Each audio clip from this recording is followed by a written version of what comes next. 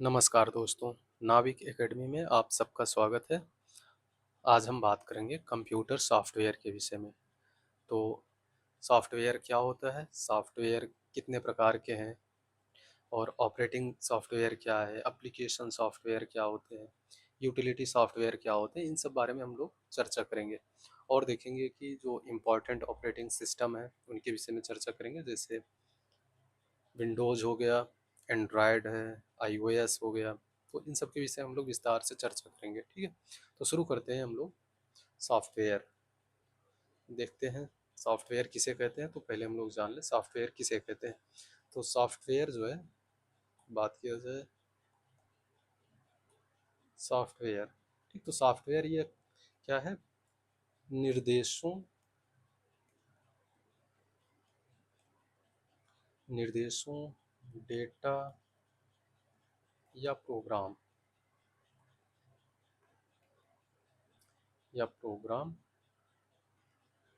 का एक समूह है,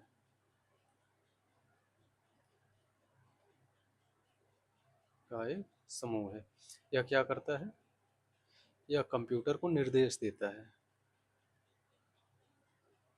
या कंप्यूटर को निर्देश देता है कि कंप्यूटर को करना क्या है, ठीक। और या हार्डवेयर, या विभिन्न हार्डवेयर को समन्वित करता है या नियंत्रित करता है, या विभिन्न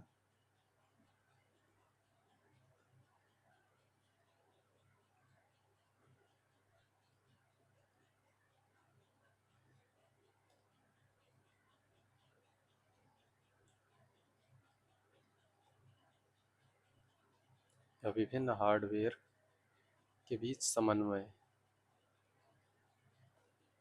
के बीच समन्वय और नियंत्रण स्थापित करता है,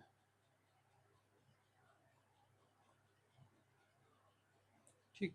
तो सॉफ्टवेयर क्या है, यह निर्देशों डेटा या प्रोग्राम का एक समूह होता है जो कंप्यूटर को निर्देश देता है, और यह विभिन्न हार्डवेयर के बीच समन्वय स्थापित करता है और उन्हें नियंत्रित करता है, ठीक है। ये हो गया सॉफ्टवेयर। अब हम बात करेंगे सॉफ्टवेयर के प्रकार की, ठीक। तो हम लोग चलते हैं, बात करते हैं सॉफ्टवेयर के प्रकार। तो बात करेंगे टाइप्स ऑफ सॉफ्टवेयर, ठीक। तो सॉफ्टवेयर कितने प्रकार का होता है, तो इसे तीन भागों में बांटा गया है। पहला है सिस्टम सॉफ्टवेयर,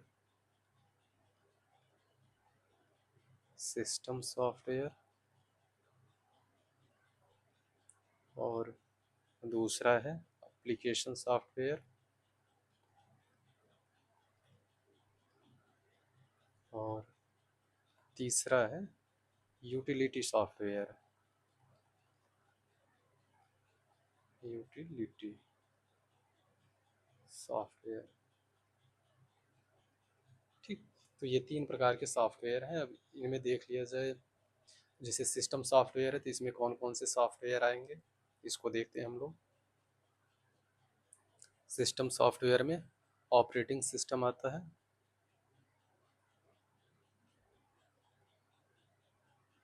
ऑपरेटिंग सिस्टम, और दूसरा है इंटरप्रेटर,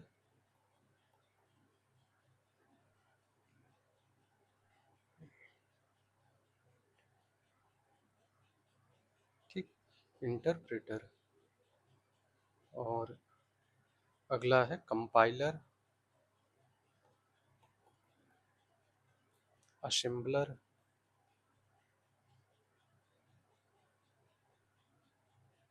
असेंबलर है यार,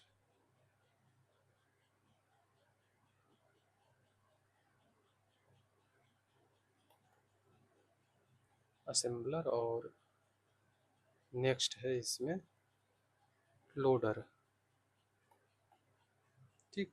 और एप्लीकेशन सॉफ्टवेयर में देखें तो जो विभिन्न प्रकार के एप्लीकेशन जो चलाते हैं ज़रूरत के, वो सभी इसमें आ जाएंगे, जिसे ऐप हम लोग बोलते हैं। जैसे हो गया पावर पॉइंट हो गया,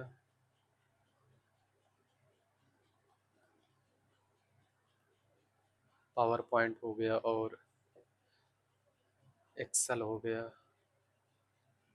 ठीक, एम एस एक्सेल जिसको बोलते हैं, ठीक। और बात किया जाए तो इसमें फोटोशॉप वगैरह जितने यूज होते हैं,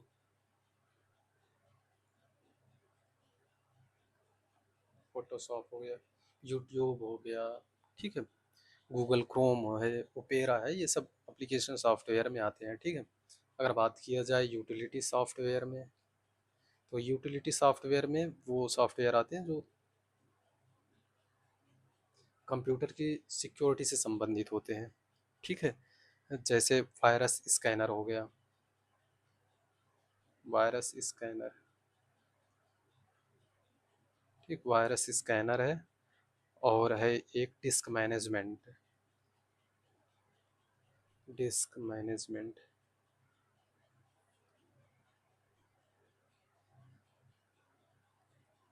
ठीक, डिस्क मैनेजमेंट, ये सब आते हैं यूटिलिटी सॉफ्टवेयर में, ठीक है।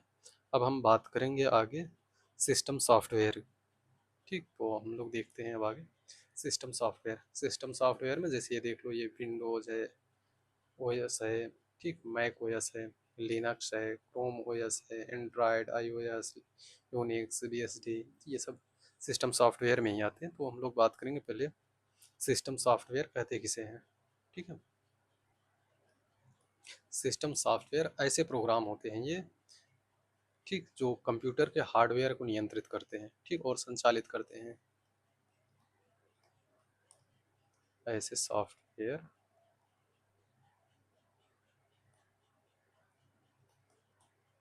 जो कंप्यूटर के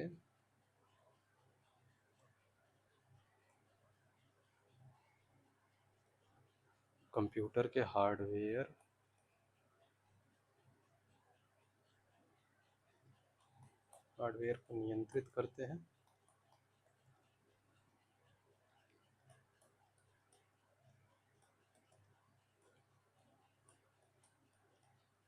नियंत्रित करते हैं और संचालित करते हैं,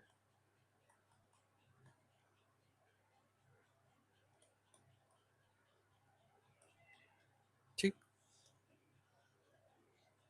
और ये एप्लीकेशन सॉफ्टवेयर के लिए प्लेटफॉर्म प्रदान करते हैं, ठीक है। ये एप्लीकेशन सॉफ्टवेयर के लिए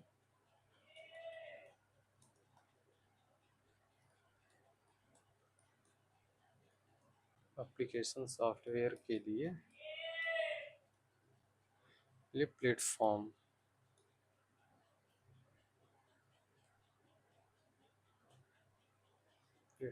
प्रदान करते हैं, ठीक है। तो ये हो गया सिस्टम सॉफ्टवेयर।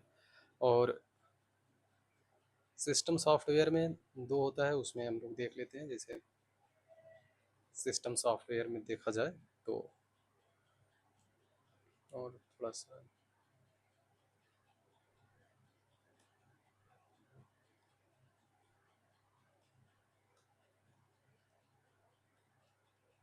सिस्टम सॉफ्टवेयर में देखा जाए तो इसमें दो होते हैं, एक ऑपरेटिंग सिस्टम होता है, ऑपरेटिंग सिस्टम,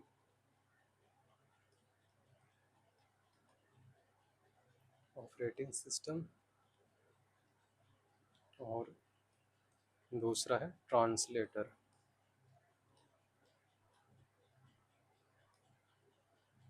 ठीक। ऑपरेटिंग सिस्टम और ट्रांसलेटर है। तो हम लोग बात करेंगे, आगे चलते हैं, पहले ट्रांसलेटर पे हम लोग चर्चा करेंगे, ठीक है। हम लोग बात करते हैं ट्रांसलेटर,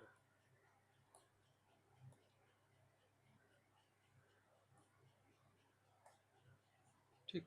ट्रांसलेटर या वह सॉफ्टवेयर होता है जो हाई लेवल लैंग्वेज को लो लेवल लैंग्वेज में बदलता है, ठीक है। ये क्या करता है, high level, high level language, high level language को low level language, low level language, या इसी को बोलते हैं मशीन लैंग्वेज,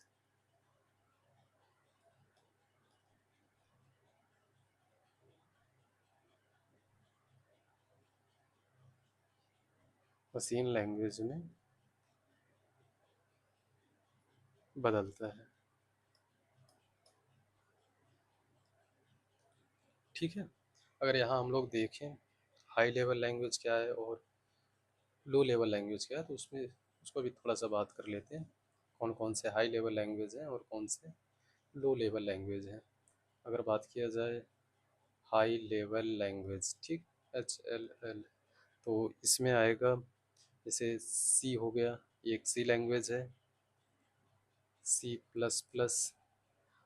और जावा, फोरट्रॉन, फोरट्रॉन हो गया, और बेसिक हो गया।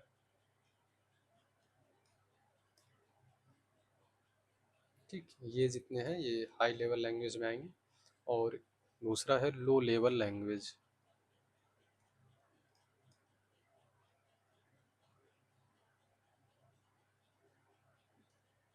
लो लेवल लैंग्वेज, और लो लेवल लैंग्वेज में कौन से आते हैं, इसमें मशीन लैंग्वेज आती है, इसमें मशीन लैंग्वेज। ठीक, मशीन लैंग्वेज या असेंबली लैंग्वेज एक है दूसरा, असेंबली, असेंबली लैंग्वेज।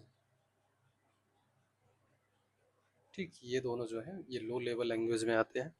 अब हम बात करेंगे, आगे चलते हैं, बात करते हैं ट्रांसलेटर में। तीन चीज़ें हैं, ठीक है, अगर ट्रांसलेटर की बात किया जाए तो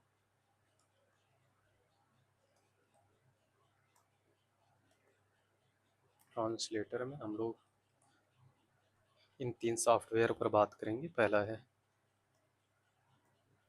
कंपाइलर, और दूसरा है असेंबलर, और तीसरा है इंटरप्रेटर।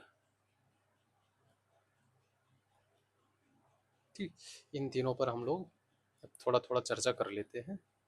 ठीक है, बात करते हैं हम लोग पहला कंपाइलर।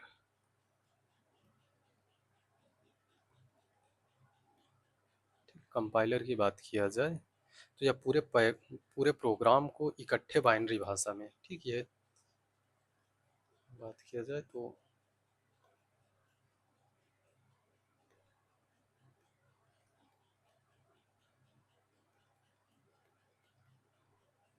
यह पूरे प्रोग्राम को इकट्ठे मतलब कि एक बार में ही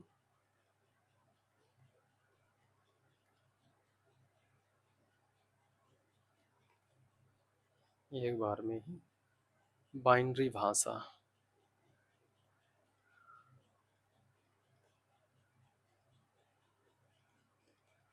बाइनरी भाषा मतलब कि 0 और 1 में, ठीक, बदल लेता है।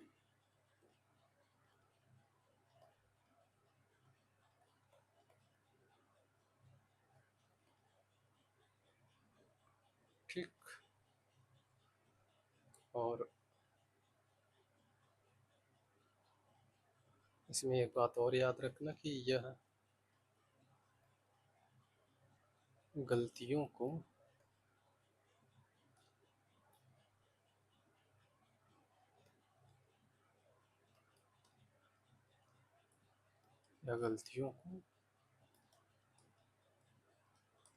अंत में बताता है। ठीक है, और हम बात करें अगले की, तो नेक्स्ट है असेंबलर।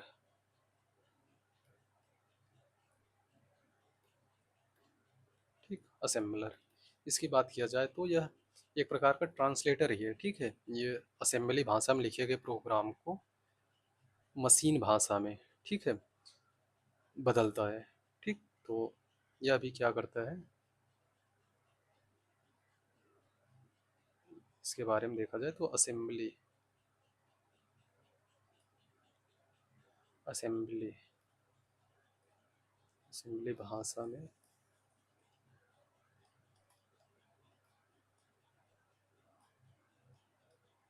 लिखे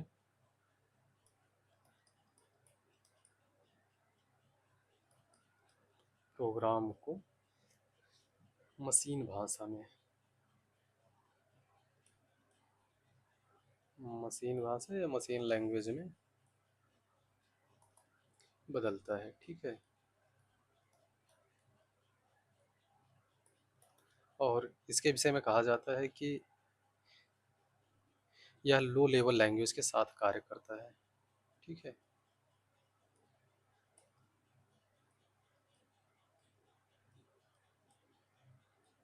लो लेवल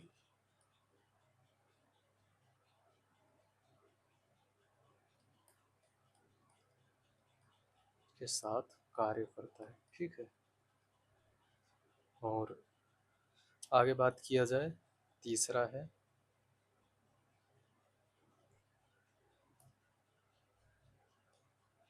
तीसरा है इंटरप्रेटर।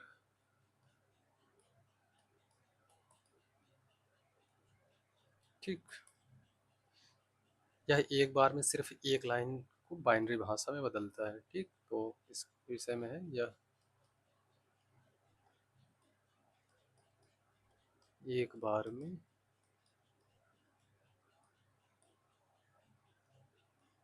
एक लाइन को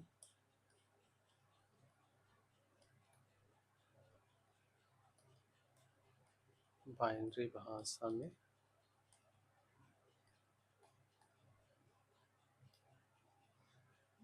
एक बार में एक लाइन को बाइनरी भाषा में बदलता है। ठीक है, और यह पूरे प्रोग्राम को लाइन बाय लाइन पर रीड करता है। ठीक, यह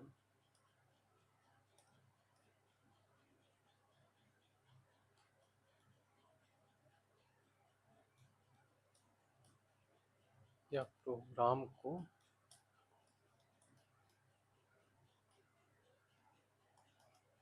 लाइन बाय लाइन रीड करता है। ठीक है,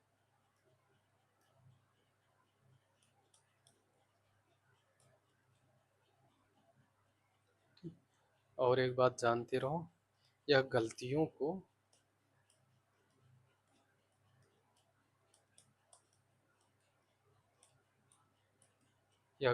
लाइन पढ़ने के बाद ही बता देता है। गलतियों को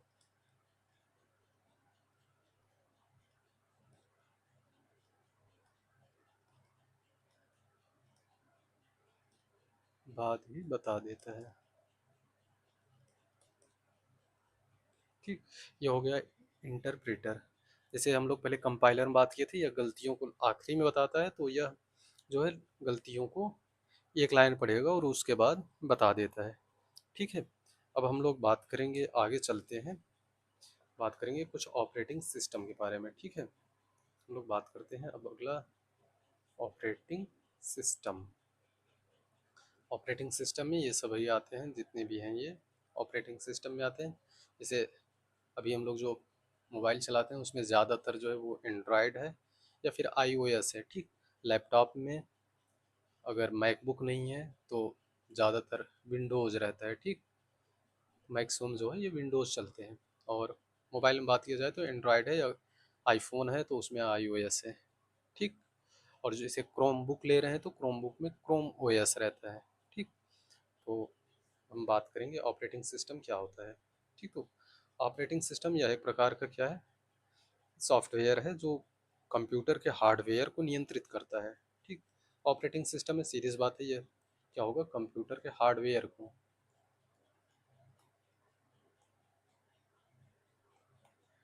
कंप्यूटर के हार्डवेयर,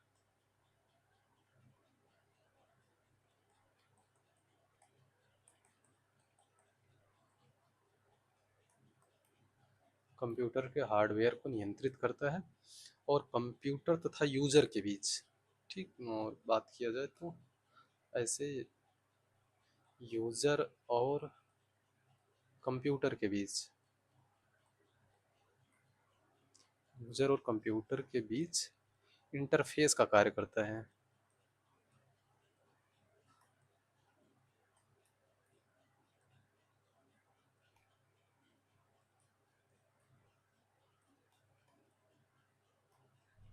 ठीक, इंटरफेस दैट मीन्स कि एक सेतु या पुल का काम करता है, ठीक है। कम यूज़र को कंप्यूटर से जोड़ने के लिए, जैसे कोई भी है कंप्यूटर पे काम कर रहा है तो वो कंप्यूटर पर काम तभी कर पाएगा जो उसमें ऑपरेटिंग सिस्टम ठीक ठाक रहेगा, ठीक है। ऑपरेटिंग सिस्टम के बगैर तुम कंप्यूटर से नहीं जुड़ सकते हो। तो ये है ऑपरेटिंग सिस्टम, ठीक। और इसमें बात किया जाए तो एग्जाम्पल में, एग्जाम्पल ये देख ही रहे हैं कौन कौन से एग्जाम्पल है, इसको नोट कर लेना। एग्जाम्पल ये बहुत इंपॉर्टेंट है, कभी कभी एग्जाम्पल से क्वेश्चन बन जाते हैं, ठीक है। तो हम आगे बात करेंगे, अब बात करेंगे ऑपरेटिंग सिस्टम के प्रमुख कार्य कौन कौन से हैं, ठीक।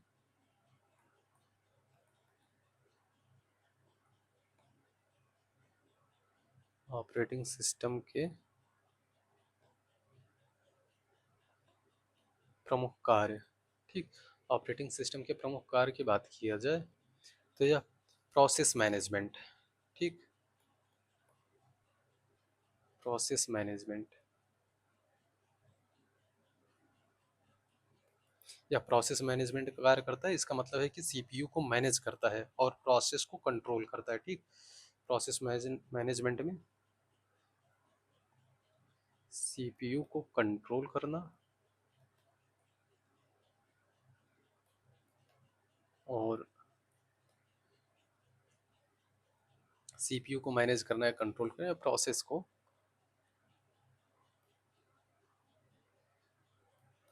को कंट्रोल करना, ठीक है। ये हो गया प्रोसेस मैनेजमेंट। और दूसरा कार्य देखा जाए तो इसका दूसरा कार्य है मेमोरी मैनेजमेंट,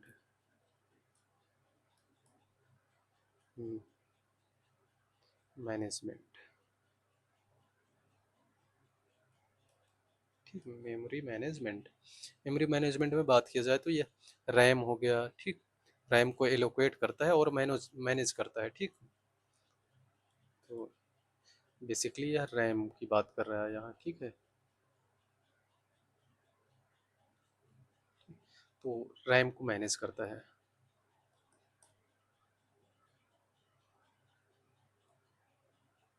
ठीक है, रैम को मैनेज करता है। और बात किया जाए तीसरे इसके कार्य की, तो तीसरा कार्य है फाइल मैनेजमेंट।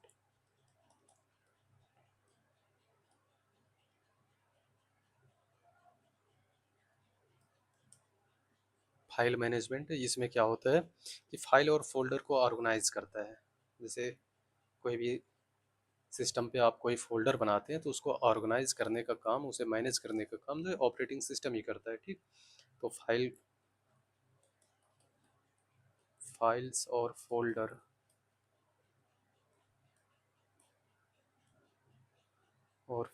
को ऑर्गेनाइज करता है,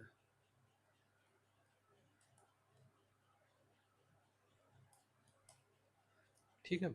और अगले कार्य पर चलें तो है device management,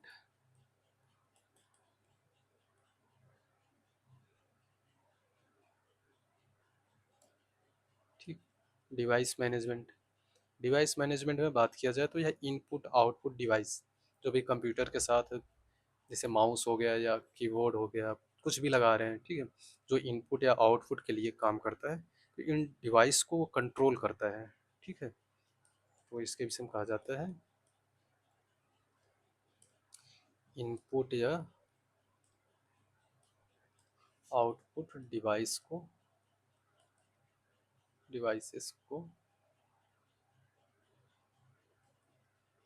input output devices को कंट्रोल करता है,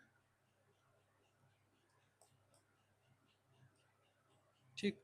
और अगले कार्य पर चले हम लोग, इसका अगला कार्य होगा सिक्योरिटी मैनेजमेंट,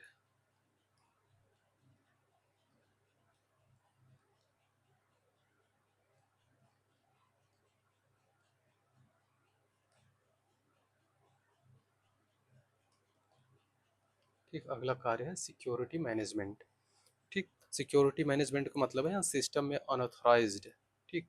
जैसे कोई भी वायरस हो गया, ठीक है, तो उन सब से कंप्यूटर को सुरक्षित करता है। सिक्योरिटी मैनेजमेंट में क्या है, तो यह कंप्यूटर को वायरस से सुरक्षा प्रदान करता है।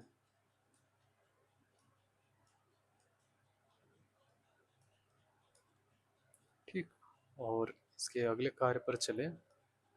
अगला कार्य है यूजर इंटरफेस का।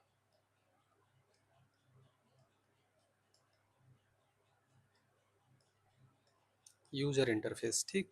तो यह यूजर और कंप्यूटर के बीच इंटरफेस का कार्य करता है। यूजर और कंप्यूटर के बीच इंटरफेस का कार्य।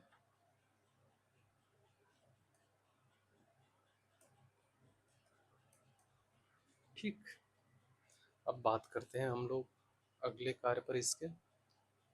तो इसका नेक्स्ट होगा रिसोर्स मैनेजमेंट।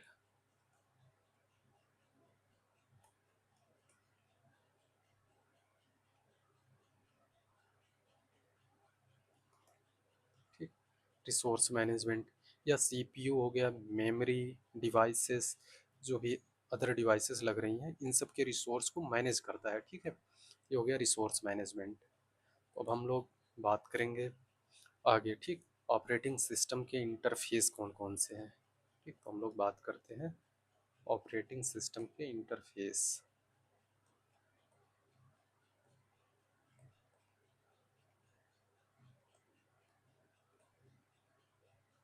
ऑपरेटिंग सिस्टम के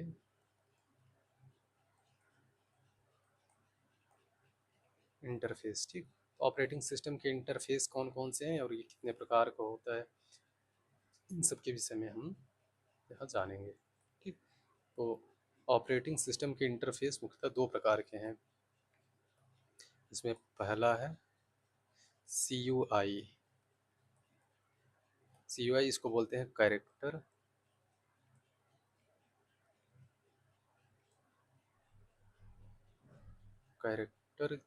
यूजर इंटरफेस।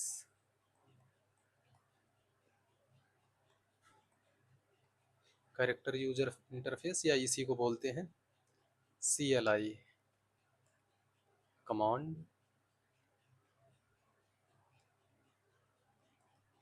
Line interface. ठीक, ये दोनों एक ही है। ठीक। और अगला है दूसरा, दूसरे को बोलते हैं जी यू आई। ठीक, जी यू आई इसका मतलब होता है ग्राफिकल।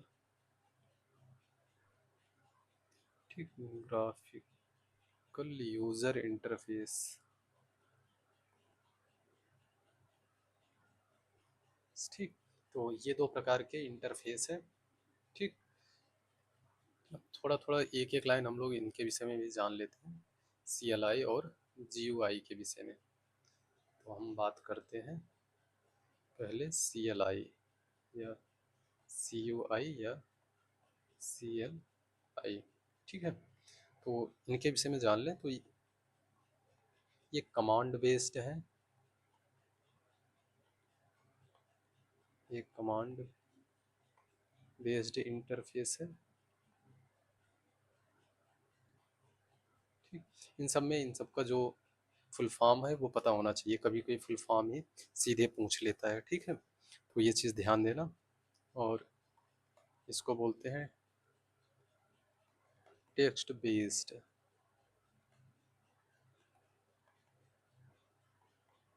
इंटरफेस।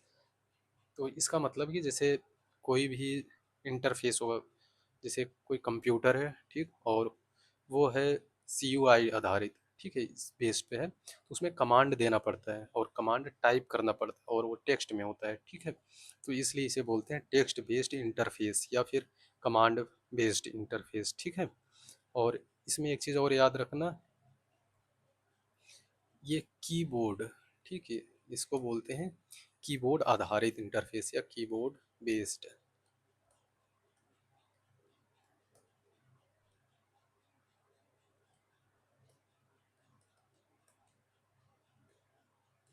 ठीक, कीबोर्ड इंटरफेस या टेक्स्ट बेस्ड या फिर कमांड बेस्ड। ठीक, ये सब कौन है, सी यू आई या सी एल आई। ठीक। और इसमें एक चीज़ और याद रखना, इसमें माउस का प्रयोग नहीं किया जाता है। इसमें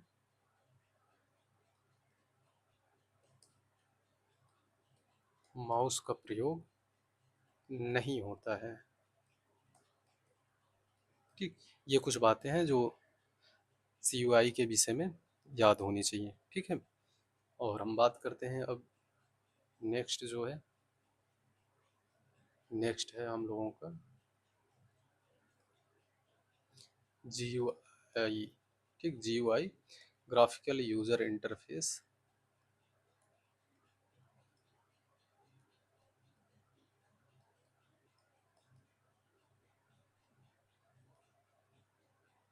ठीक, ये हो गया ग्राफिकल यूजर इंटरफेस। इसके विषय में कहा जाता है ये यूजर फ्रेंडली होता है ये। ठीक है, यूजर फ्रेंडली।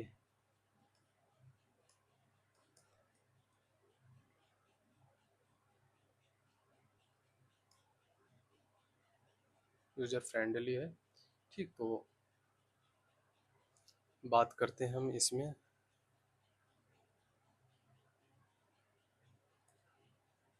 इसको अच्छे से लिख ही देते हैं।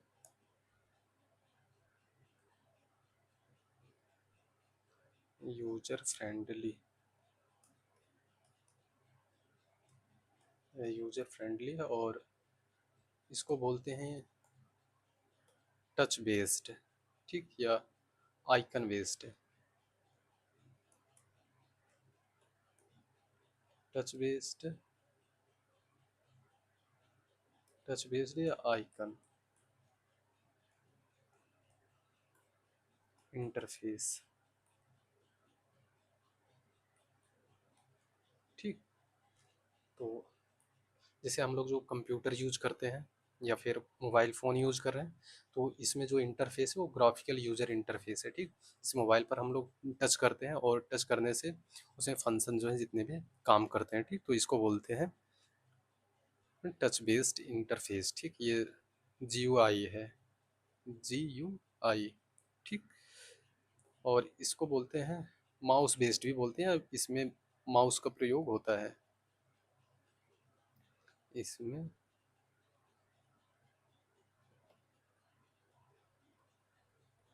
माउस का प्रयोग होता है या किया जा सकता है। ठीक है, ठीक, और अब बात करेंगे हम लोग नेक्स्ट पर। ठीक है, चलते हैं कुछ प्रमुख ऑपरेटिंग सिस्टम के बारे में जानते हैं। ठीक, जैसे हम बात करेंगे कुछ प्रमुख ऑपरेटिंग सिस्टम में, देख लेते हैं कौन कौन से हैं प्रमुख ऑपरेटिंग सिस्टम।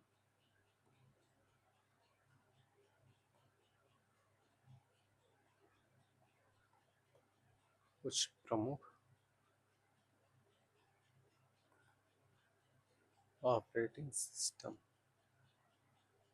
ठीक, कुछ प्रमुख ऑपरेटिंग सिस्टम के बारे में हम लोग बात करेंगे। इसमें किस किस के बारे में हम लोग बात करेंगे उसको जान लेते हैं पहले।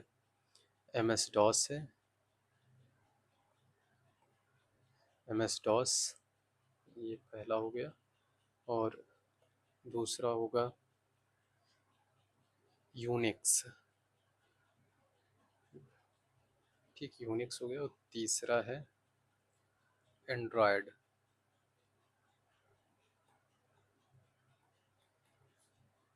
ठीक, एंड्रॉयड हो गया। और चौथे में हम बात करेंगे MS Windows। और पांचवा हम लोग बात करेंगे लिनक्स। ठीक, और छठा हम लोग बात करेंगे iOS।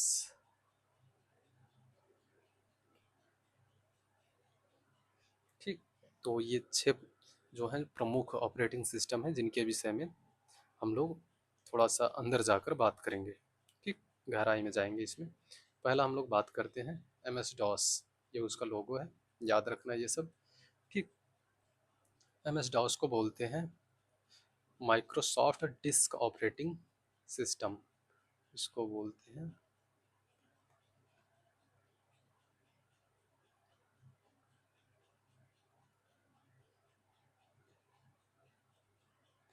Microsoft disk operating system.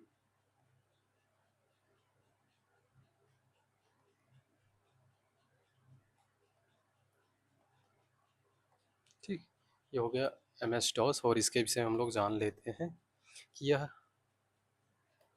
जो है सी यू आई आधारित सी यू आई आधारित ऑपरेटिंग सिस्टम है। ठीक है,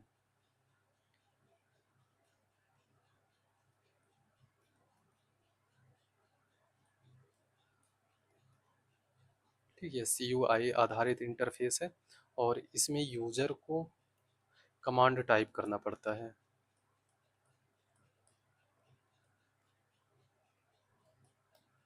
यूजर को कमांड टाइप करना होता है।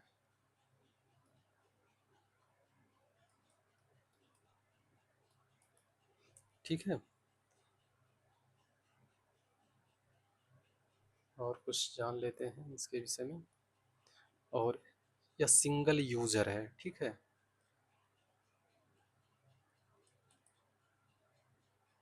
सिंगल यूजर या सिंगल यूजर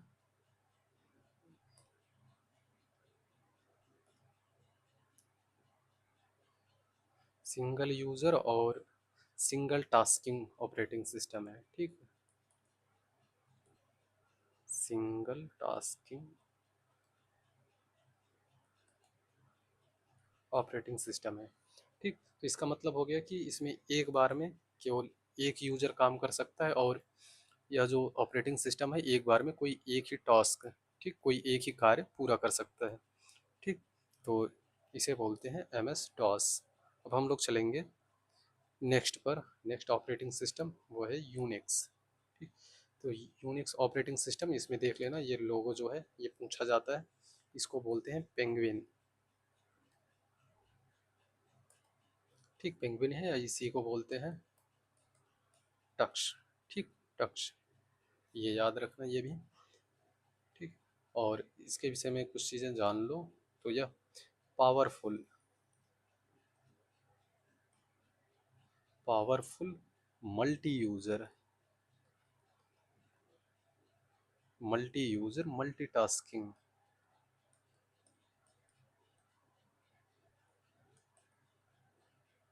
ऑपरेटिंग सिस्टम है। ठीक है, और बात किया जाए इसको विकसित कौन किया है, तो इसको विकसित किया था केन थॉमसन। केन थॉमसन, और एक दूसरे वैज्ञानिक थे इसमें, डेनिन रिट्ची। ठीक, इन्होंने विकसित किया था। कब किया था? लगभग 1969 में। ठीक है, 1969 में केन थॉमसन हो गए और डेनिन रिट्जी ने यूनिक्स यूनिक्स ऑपरेटिंग सिस्टम को विकसित किया था। ठीक है, और एक बात और इसके विषय में याद रखना, यह क्लोज्ड सोर्स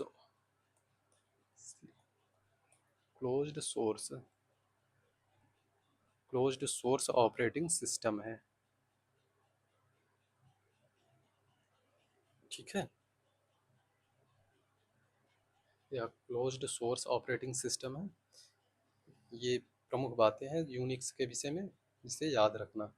ठीक है, अब हम लोग इसमें देखेंगे कि यूनिक्स के भाग कौन कौन हैं। ठीक, यूनिक्स 3 भागों से मिलकर बना है। ठीक, तो अगर बात करें तो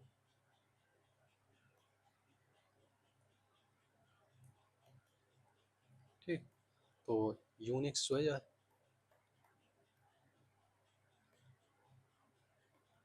3 भागों से मिलकर बना है।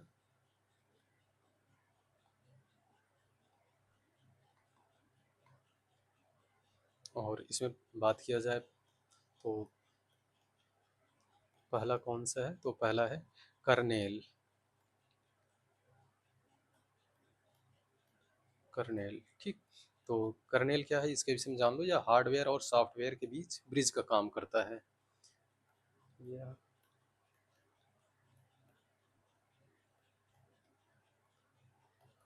हार्डवेयर और सॉफ्टवेयर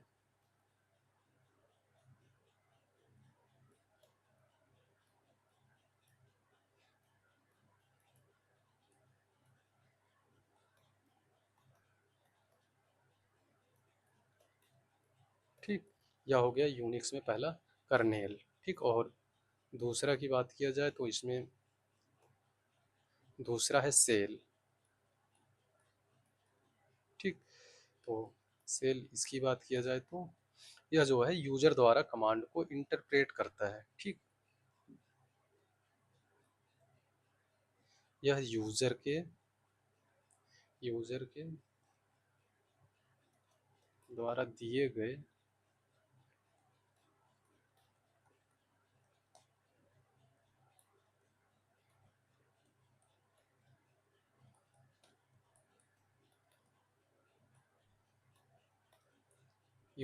दिए गए कमांड को इंटरप्रेट करता है। ठीक है, और अब अगले की बात करते हैं। एक चीज़ और इसमें याद रखना, सेल के विषय में ही, सेल के विषय में एक चीज़ और कहा जाता है कि यह यूजर और कर्नेल के बीच, यूजर और कर्नेल के बीच इंटरफेस का कार्य करता है। ठीक, ये यूजर और कर्नेल जो इसके पहले पहला वाला है, इन दोनों के बीच में इंटरफेस का कार्य करता है। ठीक है, और तीसरा है इसमें, उसको बोलते हैं प्रोग्राम या यूटिलिटीज।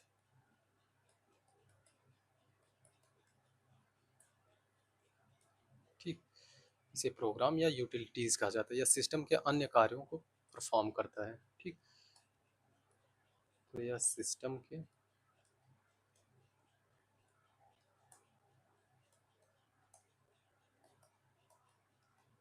अन्य कार्यों को करता है। ठीक है, परफॉर्म करता है। ये हो गया प्रोग्राम। ठीक, तो हम लोग यूनिक्स के विषय में देख लिए। ठीक, यूनिक्स क्या होता है और उसमें जो प्रमुख बातें हैं उनसे, और उसमें जो तीन भाग हैं, तीन भागों को हम लोग समझ लिए। अब हम लोग चलते हैं नेक्स्ट ऑपरेटिंग सिस्टम, उसका नाम है लिनक्स। ठीक, तो ये लिनक्स है, इसका भी लोगो वही है, पेंगुइन। ठीक है, तो हम लोग बात करते हैं अब लिनक्स। ठीक, इसमें हम लोग बात कर लें। अगर एक चीज़ और उसमें याद रखना हो तो याद रख सकते हैं हम लोग कुछ एग्जाम्पल। ठीक है, कभी कभी एग्जाम्पल पूछता है, जैसे यूनिक्स ऑपरेटिंग सिस्टम में हम लोग जो बात कर रहे थे, इसमें कुछ एग्जाम्पल की हम लोग बात कर लेते हैं। कहाँ गया, ये यूनिक्स है ना, तो यहीं पर हम लोग कुछ एग्जाम्पल देख लेते हैं। ठीक, इसके अगर कुछ एग्जाम्पल की बात किया जाए, कौन कौन से हैं इसमें, तो इसमें कहा जाता है जैसे सोलरिस हो गया, सोलरिस। ठीक, और दूसरा हो गया लिनक्स और मैक ओएस।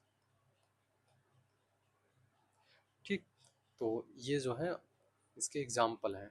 ठीक, तो हम लोग लिनक्स पे आ गए थे, तो लिनक्स पे हम लोग बात करते हैं लिनक्स क्या है। ठीक, तो यह भी एक ओपन सोर्स। ठीक, यह क्या है,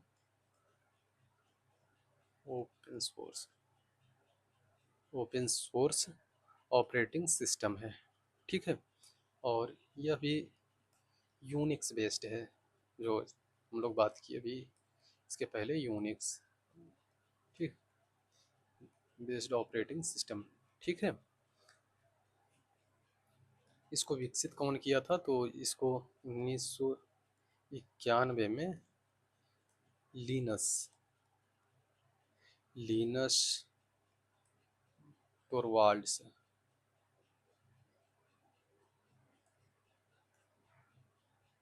लीनस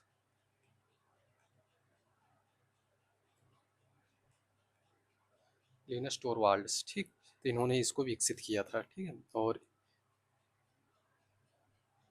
इसका लोगो ये है, लोगो तो देख लिए हैं हम लोग। लोगो क्या है, इसको पेंगुइन या टक्स भी बोलते हैं। ठीक है, और इसमें एग्जाम्पल की हम बात कर लें, एग्जाम्पल कभी कभी पूछा जाता है। ठीक, तो इसमें एग्जाम्पल है अबुंटू और काली लिनक्स, ठीक। और इसके बाद है फेडोरा, और नेक्स्ट है इसमें एग्जांपल में डेबियन, ठीक। और रेड हार्ट करके है एक, ठीक। तो ये जो है कुछ एग्जांपल हो गए लिनक्स के, ठीक। अब हम लोग चलेंगे लिनक्स के, देख लेते हैं इसमें कौन कौन से भाग हैं। इसमें भी वही 3 भाग हैं जो हम लोग बात कर रहे थे,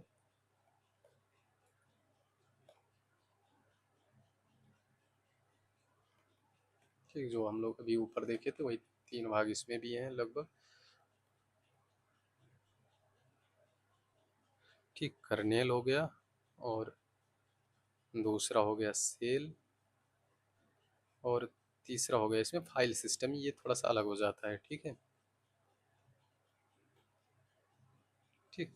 तो कर्नेल का इसमें काम क्या है, यह सिस्टम का मुख्य भाग होता है जो हार्डवेयर को मैनेज करता है, ठीक है, या हार्डवेयर को मैनेज करता है,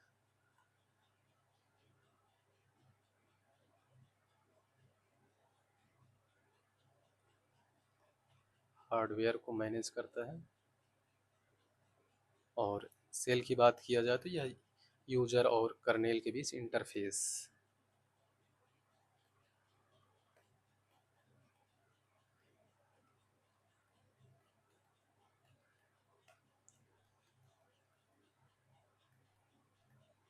ठीक। और फाइल सिस्टम की बात किया जाए तो फाइल सिस्टम या डेटा को मैनेज करता है, या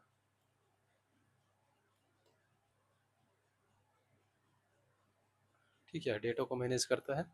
ये हो गया हम लोगों का लिनक्स, ठीक। अब हम बात करेंगे अगले ऑपरेटिंग सिस्टम पर चल रहे हैं, है क्या, माइक्रोसॉफ्ट विंडोज़, ठीक, जिसे बोलते हैं एमएस विंडोज़, ठीक। अगर विंडोज़ का फुल फॉर्म देख लिया जाए तो विंडोज़ का पूरा फुल फॉर्म है, इसको बोलते हैं wide interactive, wide interactive network, network development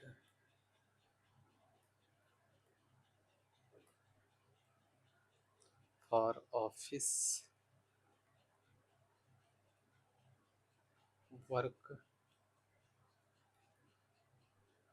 solution, ठीक। ये विंडोज़ का पूरा फुल फॉर्म है। कभी पूछा तो नहीं गया अभी तक वैसे, बट याद रहेगा तो अच्छी बात है, कभी पूछ सकते हैं, क्योंकि ज़्यादातर देखा जाता है कि ये लोग फुल फॉर्म पे फोकस रहते हैं, ठीक है। तो हम बात करते हैं इसे विकसित कौन किया है, तो माइक्रोसॉफ्ट ने विकसित किया है,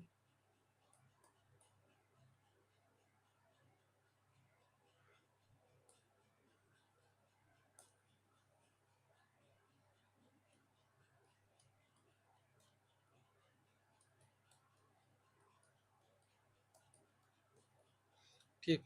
यह माइक्रोसॉफ्ट द्वारा विकसित है, और इसे पहली बार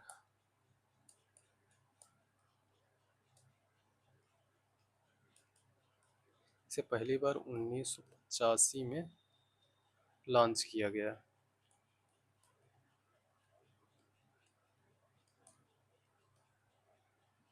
ठीक। और जान लो इसके विषय में एक आध दो पॉइंट। तो यह क्या है, GUI आधारित है, जो MS विंडोज़ है, या GUI आधारित ऑपरेटिंग सिस्टम है, ठीक है। GUI आधारित ऑपरेटिंग सिस्टम है, और यह ओपन सोर्स है, ठीक। ओपन सोर्स नहीं, यह क्लोज्ड सोर्स में आता है,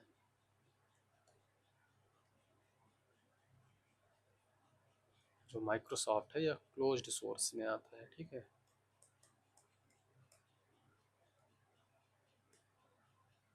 ठीक। तो हम लोग अब बात करेंगे, आगे चलते हैं और बात करते हैं एंड्रॉयड की,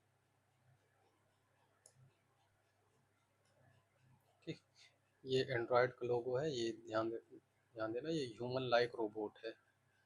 ठीक, ह्यूमन लाइक। ठीक, ठीक, ये देखो मनुष्य की तरह दिख रहा है, दो आंखें ये सब। हाँ, पर ये रोबोट है। ठीक, ये एंड्रॉयड का लोगो है। ठीक, और इसे बोलते हैं एंड्रॉयड को ही, इसको बोलते हैं mobile operating system.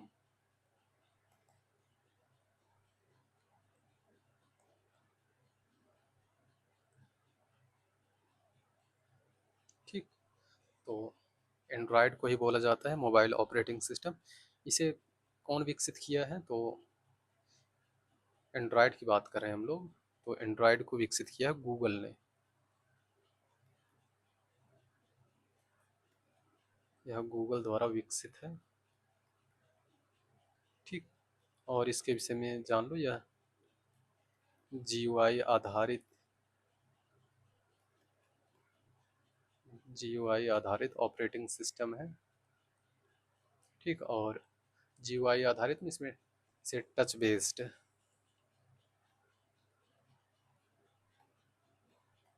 Operating system भी है ये।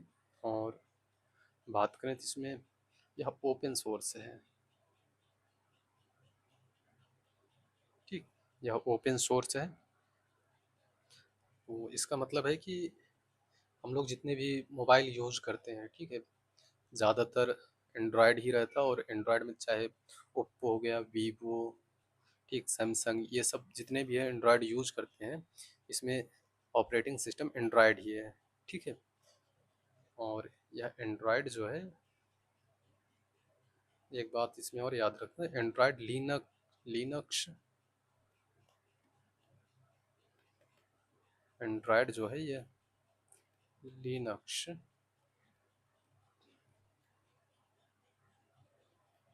कर्नेल बेस्ड है। ठीक, एंड्रॉयड जो है लिनक्स कर्नेल बेस्ड है। ये इसके विषय में इम्पॉर्टेंट चीज़ें हैं, इन सबको याद रखना। और एक दो बात और इसमें हम लोग देख लेते हैं। यह दुनिया का सबसे ज़्यादा इस्तेमाल होने वाला ऑपरेटिंग सिस्टम है। यह दुनिया का सर्वाधिक, यह दुनिया का सर्वाधिक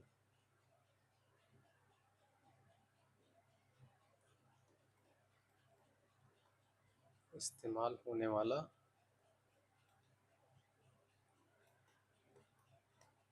ऑपरेटिंग सिस्टम है। ठीक है, और इसमें ऑपरेटिंग सिस्टम में ये जो एंड्रॉयड के वर्जन है। ठीक, एंड्रॉयड में जैसे मोबाइल चलाओ तो उसमें अबाउट फ़ोन में जाओगे तो वहाँ देता है कि ये जो अभी करंट में चल रहा है ऑपरेटिंग सिस्टम वो कौन सा वर्जन है। ठीक, तो इसमें जो वर्जन है,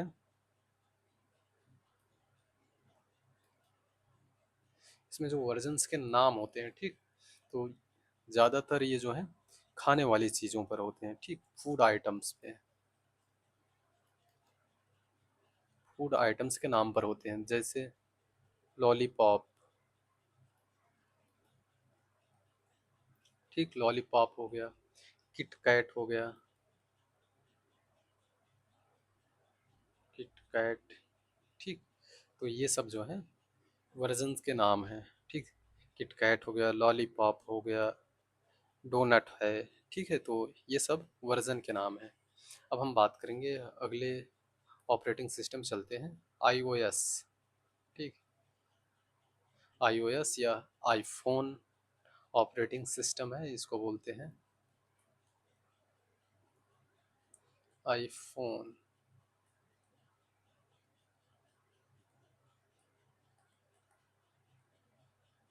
ऑपरेटिंग सिस्टम।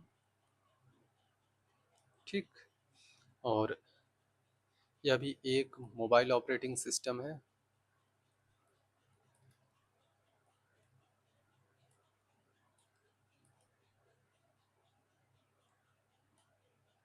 ठीक, मोबाइल ऑपरेटिंग सिस्टम है और जीयूआई बेस्ड है,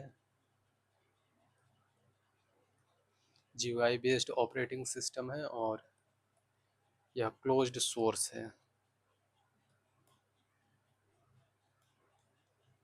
क्लोज्ड सोर्स ऑपरेटिंग सिस्टम। और यह पहली बार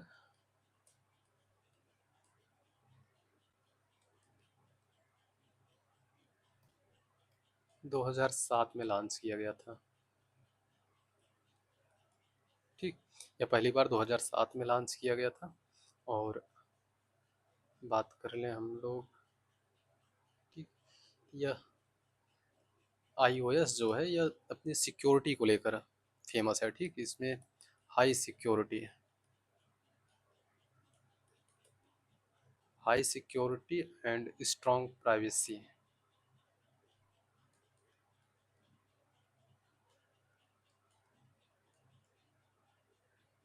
ठीक, high security and strong privacy को लेकर ये बहुत ज़्यादा चर्चित रहता है। ठीक है, बहुत ज़्यादा फेमस है ये ऑपरेटिंग सिस्टम। ठीक है, तो हम लोग जितने भी प्रमुख ऑपरेटिंग सिस्टम थे देख लिए। अब हम लोग बात करेंगे, बार बार शब्द आ रहा है क्लोज्ड सोर्स ऑपरेटिंग सिस्टम और ओपन सोर्स ऑपरेटिंग सिस्टम, तो इसको हम लोग थोड़ा सा समझ लेते हैं ये क्या है।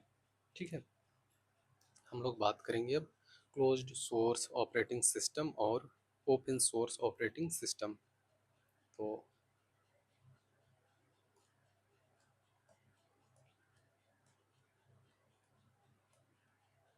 क्लोज्ड सोर्स ऑपरेटिंग सिस्टम और ओपन सोर्स।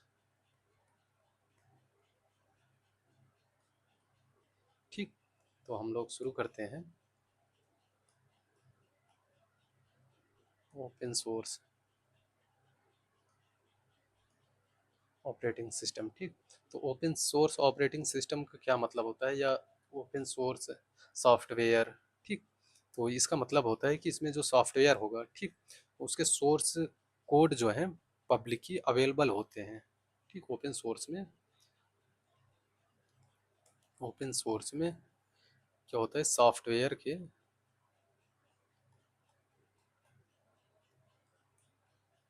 इसमें सॉफ्टवेयर जिसका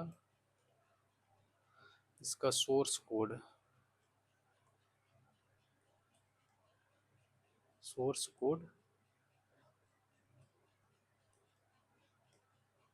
पब्लिकली, ठीक, अवेलेबल हो।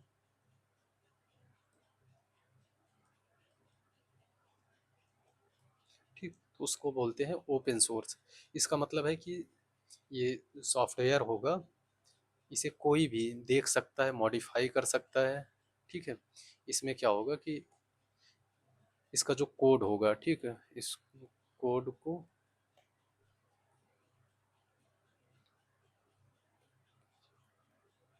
कोई भी देख सकता है,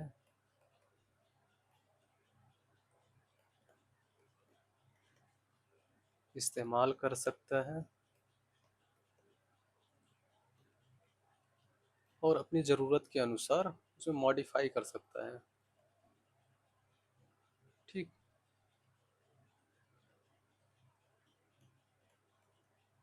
तो उसे बोलते हैं ओपन सोर्स ऑपरेटिंग सिस्टम। ठीक है, एग्जाम्पल में इसमें देखा जाए तो कौन कौन से ऐसे, जैसे हम लोग अभी जो पढ़ रहे थे इसके पहले ऑपरेटिंग सिस्टम, उसमें कुछ थे जो ओपन सोर्स थे, कुछ क्या बोलते हैं क्लोज्ड सोर्स थे। ठीक, तो एग्जांपल में जैसे लिनक्स हो गया, ठीक, हम लोग इसकी बात किए। और एंड्रॉयड एंड्रॉयड हो गया, और मोजिला है। ठीक, मोजिला फायरफॉक्स बोलते हैं इसे। ठीक, ये सब जो है ओपन सोर्स हैं। ठीक, और नेक्स्ट बात करते हैं हम लोग closed source.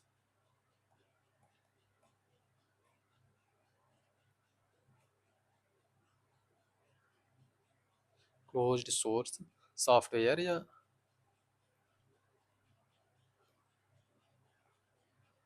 Closed source software या ऑपरेटिंग सॉफ्टवेयर। ठीक, सॉफ्टवेयर का ही एक पार्ट होता है ऑपरेट ओएस जो है। तो इसमें क्लोज्ड सोर्स में हम बात करें तो इसका जो सोर्स कोड होगा, source code publicly publicly available नहीं होगा, ठीक है।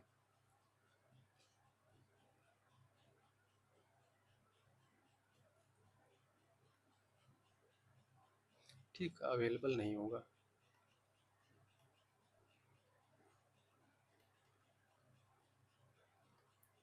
ठीक है। और इसमें बिना अनुमति कोई इसका इस्तेमाल नहीं कर पाएगा, ठीक है। और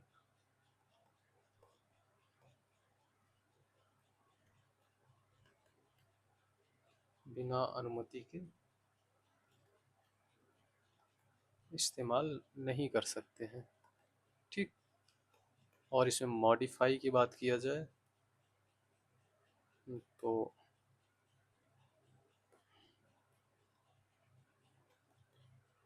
इसमें मॉडिफाई केवल वो कंपनी ही कर सकती है, ठीक।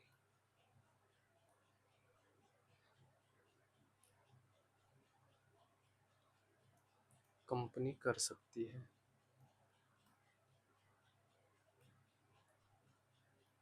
ठीक। और इसके एग्जाम्पल की मैं बात करूं, इसमें एग्जाम्पल में देखते हैं कौन कौन से ऐसे हैं जो क्लोज्ड सोर्स हैं, ठीक। जैसे माइक्रोसॉफ्ट विंडोज़ हो गया, एमएस विंडोज़, ठीक, एमएस विंडोज़ हो गया, आईओएस हो गया, आईफोन ऑपरेटिंग सिस्टम, और माइक्रोसॉफ्ट ऑफिस, एमएस ऑफिस, ठीक। तो ये सब क्लोज्ड सोर्स हैं, ठीक। अब हम बात करते हैं, अगले पर चलते हैं। अगला है हम लोगों का एप्लीकेशन सॉफ्टवेयर, ठीक। एप्लीकेशन सॉफ्टवेयर जैसे जीमेल हो गया, ठीक। तो और ये गूगल ड्राइव देख रहे हैं, यूट्यूब है, ठीक, फोटोशॉप वगैरह, ये सब किस में आते हैं, एप्लीकेशन सॉफ्टवेयर में। इसके बारे में बात करें तो ये ऐसे सॉफ्टवेयर होते हैं जो यूजर अपनी सुविधा के अनुसार,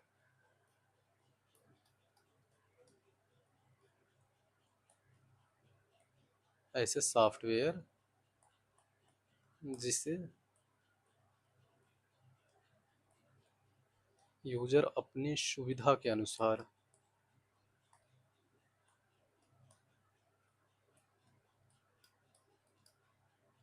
यूजर अपनी सुविधा के अनुसार जो है उसे डाउनलोड करते हैं और फिर डिलीट भी कर सकते हैं, अपनी सुविधा के अनुसार जो है उसके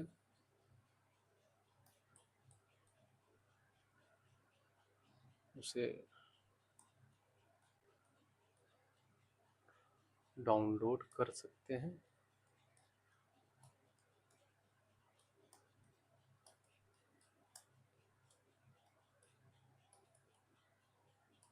और डिलीट कर सकते हैं, ठीक। तो ये एप्लीकेशन सॉफ्टवेयर होते हैं, ठीक है। इसमें एग्जाम्पल आपके सामने है, देख सकते हो। और बात किया जाए तो इसे एक नाम से और भी जानते हैं, ठीक है। एप्लीकेशन सॉफ्टवेयर को ही बोलते हैं इंड यूज़र प्रोग्राम, ठीक। इसको बोलते हैं इंड यूज़र प्रोग्राम, ठीक। या इसे ऐप भी बोलते हैं, जिसे आम बोलचाल की भाषा में ऐप बोलते हैं, ठीक है। तो ये हो गया एप्लीकेशन सॉफ्टवेयर, ठीक। अब हम बात करेंगे, नेक्स्ट पर चलते हैं। और इसमें एक बात और याद रखना, अगर याद रख सकते हो तो ये जो होते हैं ये सिस्टम सॉफ्टवेयर पर डिपेंड होते हैं, ठीक है। सिस्टम सॉफ्टवेयर, सिस्टम सॉफ्टवेयर पर डिपेंड होते हैं, ठीक। ये स्वतंत्र कार्य नहीं करते हैं, ठीक। ये सिस्टम सॉफ्टवेयर पर डिपेंड होते हैं, ठीक। उन्हीं के लिए उन्हीं पर ये चलते हैं। अब हम बात करेंगे, नेक्स्ट है यूटिलिटी सॉफ्टवेयर, ठीक। यूटिलिटी सॉफ्टवेयर इसमें हम लोग जानते हैं कि यह जो है security security maintenance,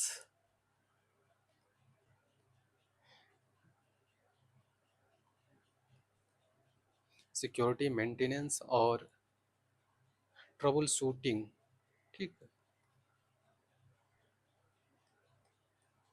trouble shooting, ठीक, इन सब के लिए कार्य करता है। ठीक, सिक्योरिटी के लिए, मेंटेनेंस, और ये सॉफ्टवेयर जो है कंप्यूटर की सिक्योरिटी, मेंटेनेंस, ट्रबल शूटिंग, ठीक, इन सबको रन करता है। ठीक है, और इससे क्या होता है कि ये कंप्यूटर की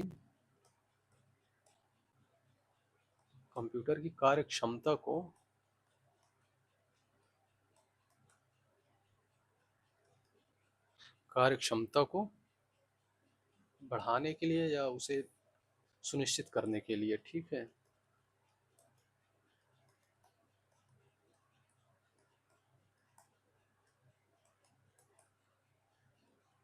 ठीक है, यह कंप्यूटर की स्मूथ रनिंग के लिए बहुत आवश्यक है। ठीक, हम बात करेंगे इसमें कुछ और पॉइंट की। ये कंप्यूटर के बैकग्राउंड में, ठीक है, बात किया जाए तो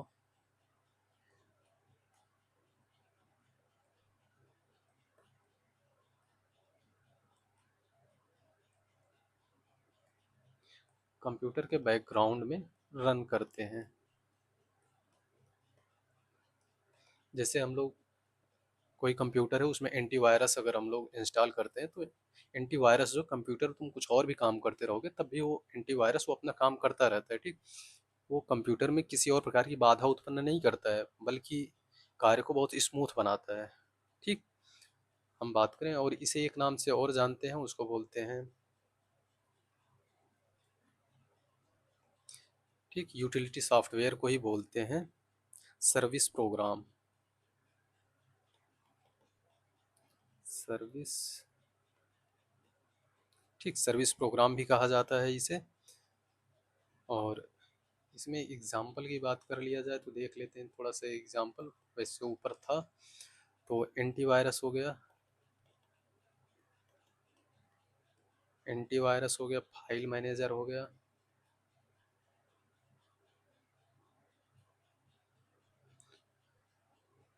और स्कैन डिस्क हो गया। ठीक, ये सब यूटिलिटी सॉफ्टवेयर के अंतर्गत आते हैं। ठीक, दो तीन शब्दावली हैं उसके विषय में हम लोग थोड़ा सा जान लेते हैं। बग किसे कहते हैं, ठीक है, कंप्यूटर की भाषा में ये थोड़ा चर्चित रहता है ये सब, तो इसके विषय में भी थोड़ा सा जान लो। बग, ठीक, तो बग क्या कर इसको बोलते हैं, सॉफ्टवेयर या प्रोग्राम में, सॉफ्टवेयर या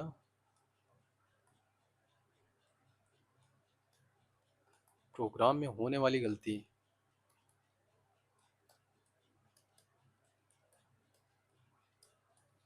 सॉफ्टवेयर या प्रोग्राम में होने वाली गलती या एरर को बग कहा जाता है। ठीक,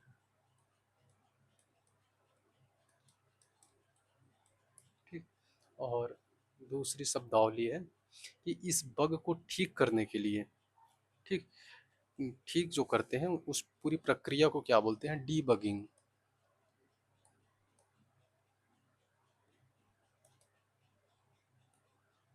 डीबगिंग। तो इसमें क्या बोलते हैं कि बग को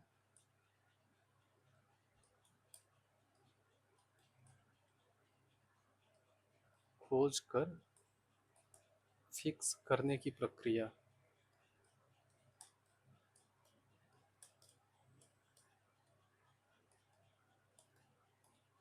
ठीक, बग को खोजकर उसे फिक्स करने की प्रक्रिया को क्या बोलते हैं, डीबगिंग। ओके, और एक शब्दावली और है उसे भी देख लेते हैं, उसे बोलते हैं पैच। ठीक है, ये यूटिलिटी सॉफ्टवेयर के संदर्भ में ये सब आते हैं। ठीक है, तो पैच की बात कर लें तो सॉफ्टवेयर में बग फिक्स करने के लिए, ठीक, अगर सॉफ्टवेयर में बग फिक्स करने के लिए फिक्स करने के लिए छोटा सा अपडेट दिया जाता है। ठीक, जैसे हम लोग मोबाइल फ़ोन चला रहे हैं या लैपटॉप चला रहे हैं तो उसमें कभी कभी आता है ना कि अपडेट, सॉफ्टवेयर अपडेट मांग रहा है, तो सॉफ्टवेयर में क्या है, वो तो सॉफ्टवेयर की इम्प्रूवमेंट करने के लिए आता है, तो उसे क्या बोलते हैं, पैच। ठीक, सॉफ्टवेयर में बग फिक्स करने के लिए, या कह सकते हो उसको इम्प्रूवमेंट करने के लिए, ठीक, के लिए एक छोटा सा अपडेट।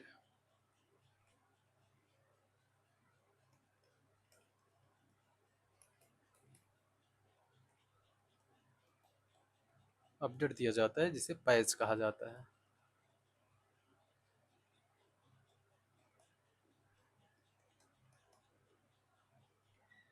ठीक, अब हम लोग बात कर लें, एक एक चीज़ और है इसमें,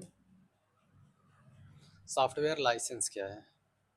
ठीक, सॉफ्टवेयर लाइसेंस जैसे हम लोग कोई भी मोबाइल अगर नया नया फ़ोन लेते हैं चलाते हैं तो उसमें आता है ना एग्री करने के लिए, या फिर कोई ऐप हम लोग डाउनलोड किए, एप्लीकेशन बेस्ड कोई ऐप है, ठीक है, सॉफ्टवेयर है, उसे हम लोग डाउनलोड करते हैं और उसे इंस्टॉल करने की प्रक्रिया में वो उसे मांगता है, ठीक, कि आई एग्री। ठीक, तब इंस्टॉल होता है, तो जो हम लोग एग्री करते हैं तो हम सॉफ्टवेयर जो लाइसेंस है, ठीक है, और कंपनी, ठीक, सॉफ्टवेयर और कंपनी के बीच में जो एक समझौता होता है, ठीक, उसके लिए हम लोग सहमति दर्ज करते हैं। ठीक, तो यही होता है सॉफ्टवेयर लाइसेंस, हम लोग बात करने जा रहे हैं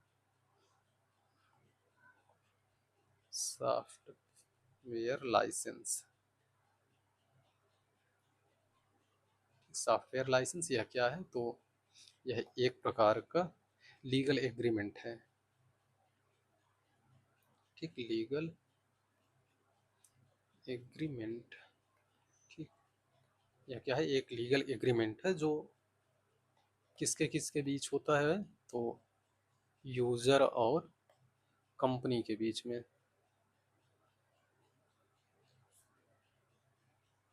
ठीक, यूजर और कंपनी के बीच में यह एग्रीमेंट होता है। ठीक, तो इसमें पूरा रहता है कि यूज़र जो है ये सॉफ्टवेयर को यूज कितनी बार करेगा, कहाँ करेगा, कैसे करेगा, ठीक है, पूरा उसमें डिटेल रहता है। हालांकि कोई पढ़ता तो है नहीं, सब वैसे आई एग्री कर देते हैं। ठीक, तो इसे एक चीज़ और बोलते हैं, इसे इंड यूजर लाइसेंस एग्रीमेंट, इसे ही बोला जाता है इंड यूजर लाइसेंस एग्रीमेंट। ठीक, और शॉर्ट फॉर्म में इसे बोलते हैं यूला, EULA।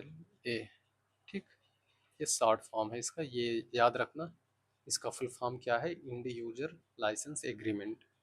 ठीक है, अब हम बात करेंगे, आगे चलते हैं, बात करते हैं कुछ और छोटी छोटी जानकारी है जिनके विषय में पता होना चाहिए। ठीक है, तो सॉफ्टवेयर के विषय में ही है, हम लोग बात करते हैं फ्रीवेयर की।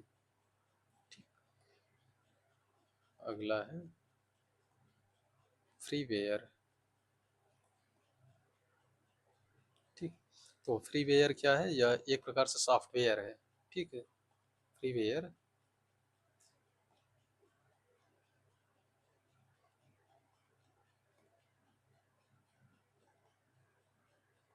यह एक प्रकार का सॉफ्टवेयर है जो यूजर को फ्री में मिलता है, या बिल्कुल मुफ्त में, यूजर को फ्री में उपलब्ध रहता है या फ्री में मिलता है। ठीक है, ठीक, और इसको यूज करने के लिए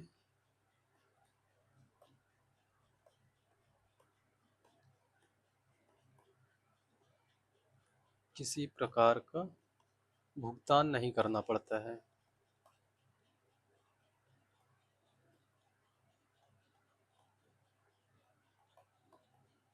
ठीक, ये हो गए फ्रीवेयर। जैसे इसमें कुछ एग्जांपल देख लिया जाए, कुछ कुछ ऐसे सॉफ्टवेयर हैं जिन्हें हम लोग यूज करते हैं और वो बिल्कुल मुफ्त में मिलते हैं हम लोगों को, ठीक है।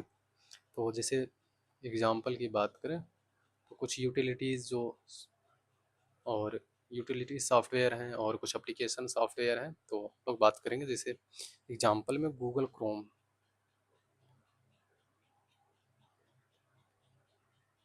ठीक, गूगल क्रोम है ये, फ्री में अवेलेबल रहता है तो इसे फ्रीवेयर बोलते हैं, ठीक है।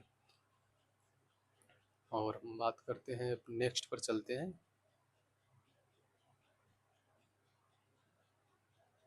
नेक्स्ट है शेयरवेयर।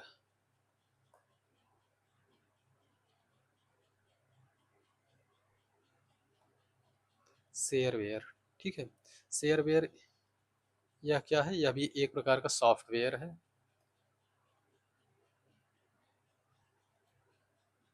यह भी एक प्रकार का सॉफ्टवेयर है,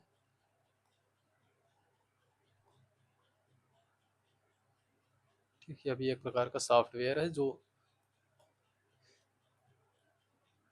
यूजर को कुछ दिन के लिए,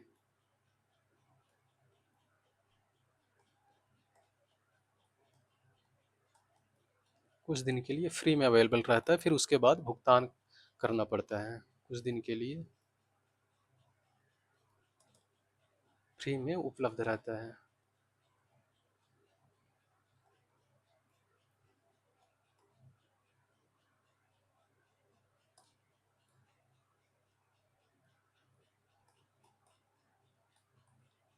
ठीक। फिर उसके बाद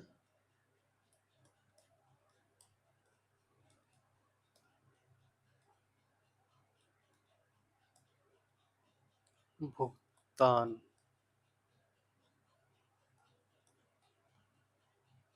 उसके बाद भुगतान करने की आवश्यकता पड़ती है।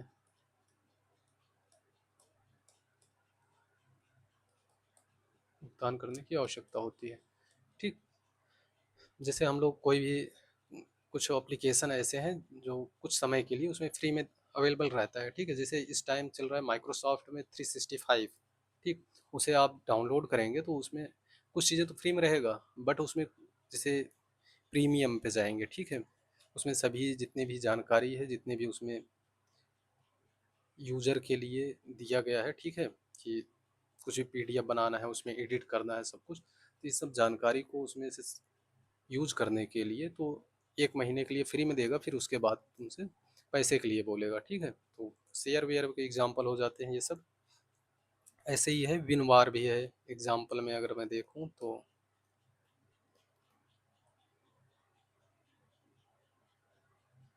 विनरार, विनवार ने विनरार, विनरार, ठीक। तो ये भी है। इसमें क्या होता है कि 30 दिन के लिए, 20 दिन के लिए, 7 दिन के लिए फ्री में अवेलेबल रहता है, ठीक। उसके बाद कुछ पेड करना पड़ता है। एक इसमें शब्दावली और हम लोग देख लेते हैं। एक शब्दावली और है, उसका नाम है बूटिंग, ठीक। बूटिंग क्या होता है ये भी जान लो। बूटिंग एक प्रक्रिया है, ठीक, कंप्यूटर को ऑन और ऑफ करने के लिए, ठीक, रैम में लोड होता है और कंप्यूटर कार्य करने के लिए तैयार हो जाता है उसे चालू करने के लिए, ठीक। जैसे कोई कंप्यूटर है, ठीक, तो उसे स्टार्ट करने पर ये ऑन होता है, तो कहा जाता है इसे कंप्यूटर को कार्य करने के लिए,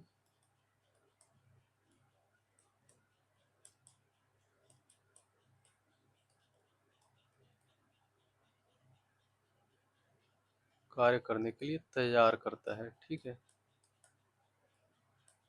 बूटिंग क्या है? कंप्यूटर को ऑन, कंप्यूटर को कार्य करने के लिए तैयार करता है और यह कंप्यूटर को ऑन करने के बाद ही अपने आप जो है कार्य करने लगता है। ये जो बूटिंग प्रोसेस है, ठीक है, यह रैम में लोड होता है।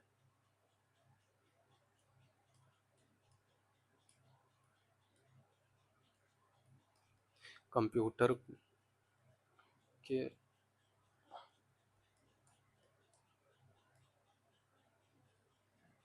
ऑन होते ही, कंप्यूटर के ऑन होते ही यह रैम में लोड हो जाता है।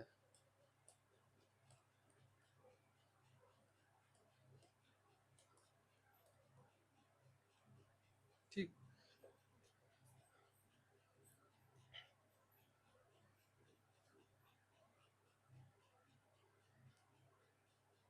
कुल मिलाकर इसे बोलते हैं ऑन और ऑफ करने के लिए है ये। तो इसमें बात कर लें, एक होता है कोल्ड बूटिंग।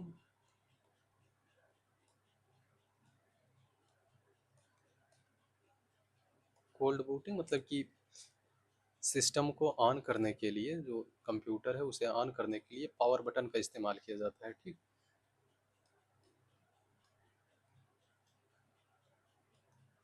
कंप्यूटर को ऑन करने के लिए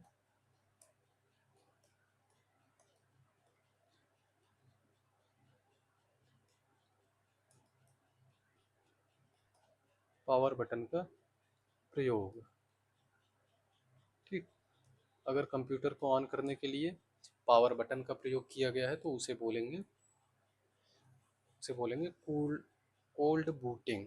ठीक। और नेक्स्ट है इसमें, एक है वार्म बूटिंग या हॉट बूटिंग। ठीक। हॉट और वार्म बूटिंग। ठीक। तो इसमें क्या होता है कि कंप्यूटर को बिना ऑफ किए, ठीक, कंप्यूटर को बिना ऑफ किए रीस्टार्ट करने के लिए किया जाता है इसका प्रयोग। ठीक। तो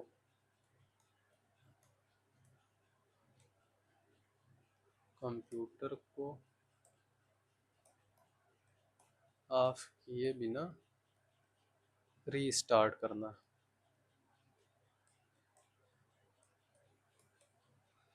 ठीक।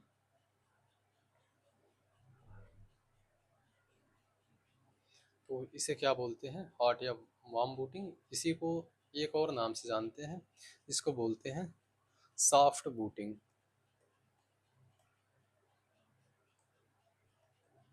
इसी को सॉफ्ट बूटिंग भी कहते हैं, ये भी याद रखना। इसमें कभी कभी ये कीवर्ड जो है ना, ये सब वर्ड देकर उसके सामने ये लिखकर पूछ लिया जाता है, तो ये भी पता होना चाहिए। ठीक है। तो ये रहा आज की क्लास में कंप्यूटर में सॉफ्टवेयर। ठीक। जो कंप्यूटर सॉफ्टवेयर है उसके विषय में हम लोग जाने। ठीक। हम लोग नेक्स्ट क्लास में क्या पढ़ेंगे उसके विषय में थोड़ा सा हम लोग जानने की अगर कोशिश करें तो हम लोग नेक्स्ट क्लास में ईमेल पढ़ेंगे। ठीक। हम लोग नेक्स्ट क्लास में ईमेल। ठीक। ईमेल क्या होता है, हम लोग जो ईमेल यूज करते हैं वो कौन सा ईमेल है, जीमेल है कि ईमेल है, जीमेल और ईमेल में क्या अंतर है। ठीक है। ईमेल में कौन कौन से फंक्शन हैं, किस फंक्शन का कार्य क्या है। ठीक। तो हम लोग इन सब चीज़ों पर चर्चा करेंगे। ठीक। तो मिलते हैं हम लोग अगली क्लास में, तब तक के लिए धन्यवाद।